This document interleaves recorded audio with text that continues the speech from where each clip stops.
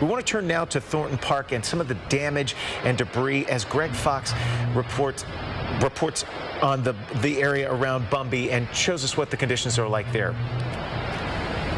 I'm Greg Fox, and we're farther south on Bumby Avenue now as we continue to look at some of the areas here. The streets look like roughed up lawns because all the branches, really small branches in most cases, but not all. We're right here by the Sunshine Townhomes, and you can see right here across Bumby, when you get past the smaller log here, you've got this massive tree right here that has crossed all the way over on Bumby Avenue, and of course that's going to take chainsaws to be able to get that out of there and to be able to clear this roadway again.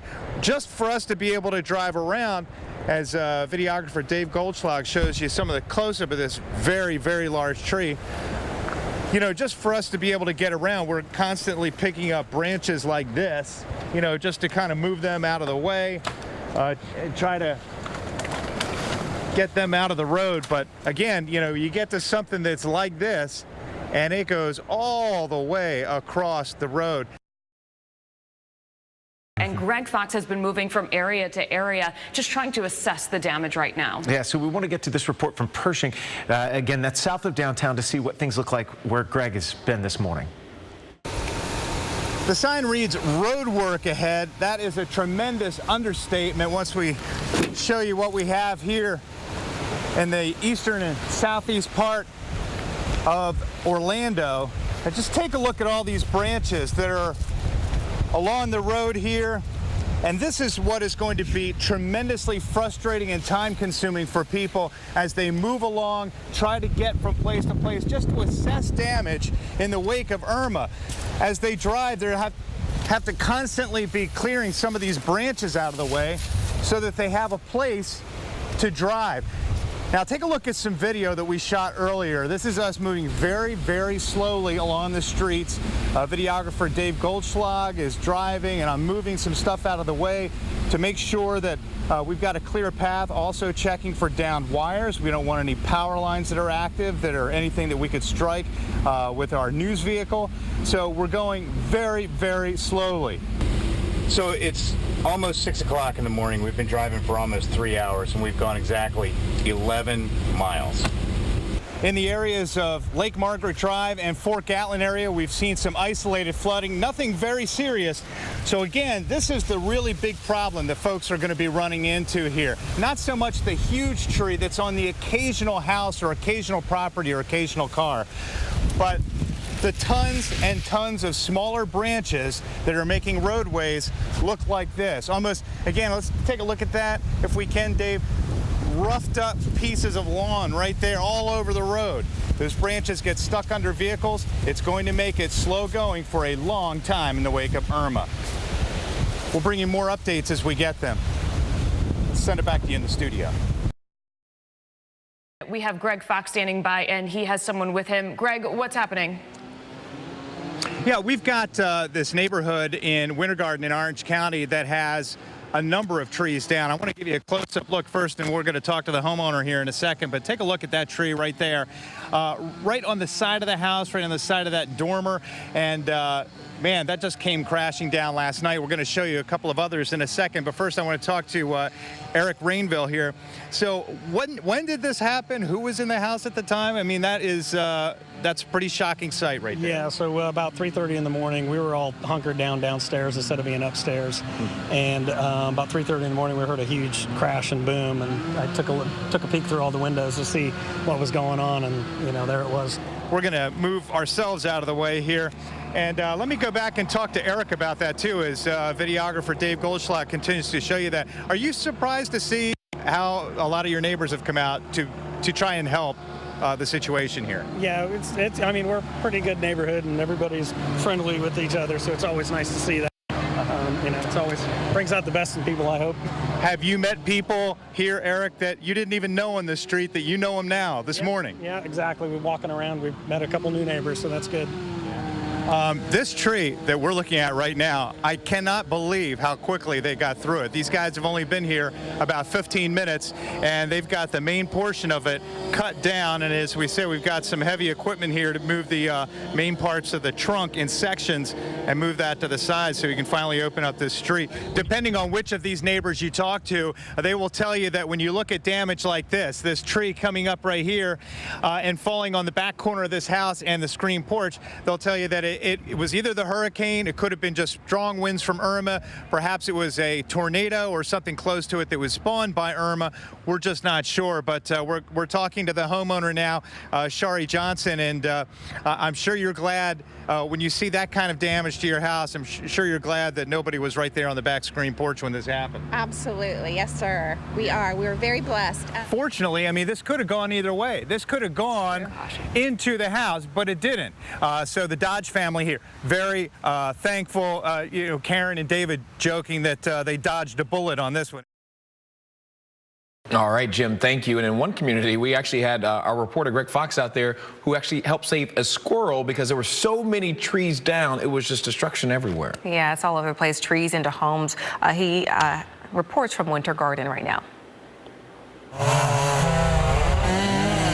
To homeowners dealing with tree trunks and limbs twisted, snapped, and blown down by Irma, the raw, grinding sound of chain metal slicing wood was a symphony, soothing nerves rattled by the hurricane. Eric Rainville and his family were rocked by the sounds of this huge tree in the front yard smashing into the second floor of their Winter Garden home.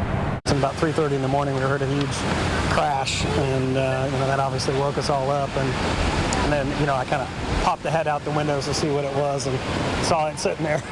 In the backyard of the Rainville's home, a huge pine tree also fell down, and I'm going to show you just how big this tree is.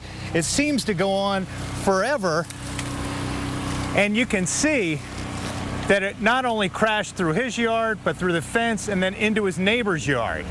Just across the street, the back of Shari Johnson's house was crushed, causing major damage to her roof, side, and patio screen, while also nearly crushing her pool and natural gas equipment. We had just gone under a tornado warning, so we got in the closet in the bedroom, and almost instantly after we got in the closet, we heard the loud crash and we knew that a major tree had come down. Karen and Dave Dodge got really lucky. This giant tree fell away from their home. When we came out and saw which way it landed, that it was in the road, that nobody was hurt, that was the good thing. Judging by the intensely small area of so much destruction, some speculate they may have been mowed down by a tornado spawned by Irma. In Winter Garden, Orange County, Greg Fox, WESH 2 News. Now we want to show you a rather interesting sight. I think we have some video of a squirrel rescue that happened earlier. Can we play that? You can see where those squirrels lived in there, and look at this little guy. I got him cradled in a little paper towel. And the voice you're hearing there is WESH 2's own Greg Fox rescuing this poor little squirrel here. Not really sure where it came from. You know, during Hurricane Harvey, that was one of the big stories. They were saying that squirrels, baby squirrels, were getting tossed out of trees because of the tremendous amounts of winds. WESH 2's Greg Fox, as you mentioned, you hear in that video, is still live at the same scene where he found that baby squirrel. There's some tremendous amount of damage, though, on the serious side of a lot of trees down in that neighborhood in Winter Garden, Greg. There are, and you know, that's, as you mentioned, during Harvey, during a lot of storms, that disruption of nature, where there are birds, squirrels, chipmunks, whatever, living in some of these trees. You know, when something like this happens, as you can see at the Rainville's yard there, Eric Rainville showed us this big tree in the front yard that fell on top of the second story of his house, crushing that dormer right there. You see, as a matter of fact, you can see up over there in the driveway, and he's still cleaning up some of the mess from that. He'll have an even bigger mess to clean up as they cut that tree into chunks and remove it from the house. Now take a look at this. This is called the minor damage that happened to this neighborhood today. You've got chest-high clippings, branches, limbs, all cut up, all raked up in yards like this. That's like the minimal damage that happened in this particular neighborhood.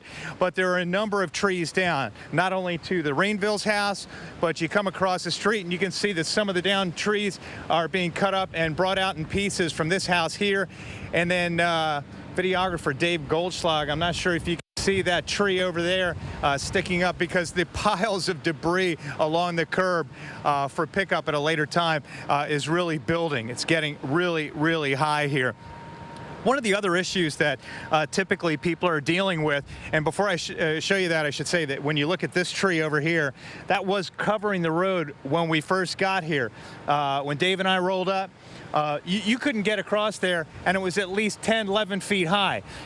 A bunch of guys with chainsaws showed up. They cleared that out of the way very well. Then over here, you've got a situation that's going to be kind of tricky in the insurance claim department. You have someone who's got a tree that's obviously damaged in the storm, but it hasn't fallen on top of a house, it hasn't fallen on top of a car. It hasn't really created any kind of situation that you would call property damage. Now, it is true that your homeowner's insurance will cover damage to trees. Bigger issue here is that safe? Does an insurance claim cover cut down a removal of an enormous tree that size to protect people in this neighborhood? Because we've seen a lot of kids in this neighborhood not only helping mom, dad, grandma, grandpa clean up all the debris from in this neighborhood, but certainly they're near some other trees that are kind of in an iffy position right now. They're either tilted or partially cracked, all because of Irma. In some people's minds, they thought that it was potentially a tornado that hit here yesterday, if not just very strong, fierce winds. Greg, we noticed there were a lot of trees in that neighborhood. Did most of the residents choose to stay, or did they go to a shelter or somewhere else? And if so, if they did stay, what's the vibe like today? Are they a little anxious? Do they think it was a good idea? How are they feeling?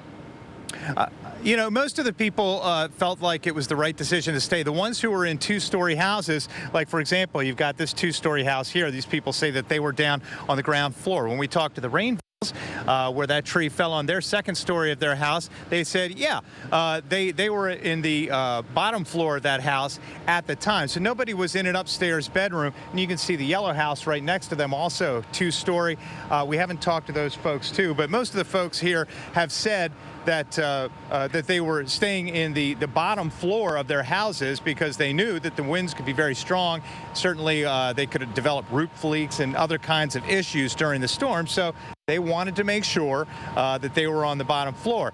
And as you saw in this particular case, that really, really mattered, because if anybody had been in that upstairs bedroom, that could have been a dicey situation, especially if that tree had come down there and crushed down into that roof and sent limbs into that bedroom. As a matter of fact, we can't show it to you because it's way behind the house there, but he's also got a pine tree that's actually looks to be about the same size or bigger than that tree, and that also fell down, crushing his fence, his neighbor's fence, and landing in his neighbor's backyard.